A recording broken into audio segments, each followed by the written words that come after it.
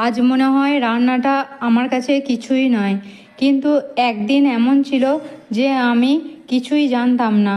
রান্না কিভাবে করব, কি করে কি মশলা দেবো, কিভাবে কি হবে, সত্যিই জানতাম না।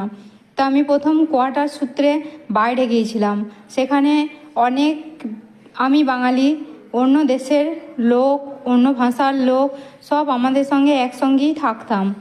থাকতে থাকতে সেই সব দিদিগুলোই আমাকে হাতে ধরে শিখিয়েছে যে রান্না কেমনভাবে করতে হয়।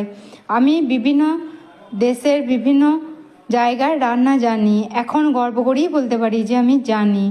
আর সেই জানার পিছনে আছে আমার সেই দিদিদের হাত, যারা নিজে থেকে আমার ঘরে এসে রান্না শিখিয়ে গেছে।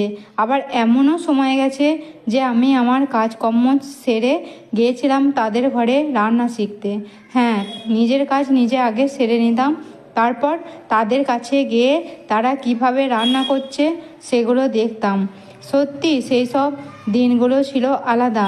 সেই সব দিনগুলো মাঝে মাঝে মনে হয় যদি একবার ফিরে পেতাম, কিন্তু সময় চলে যায়, দিন চলে যায়, সে কি আর ফিরে পাওয়া যায়?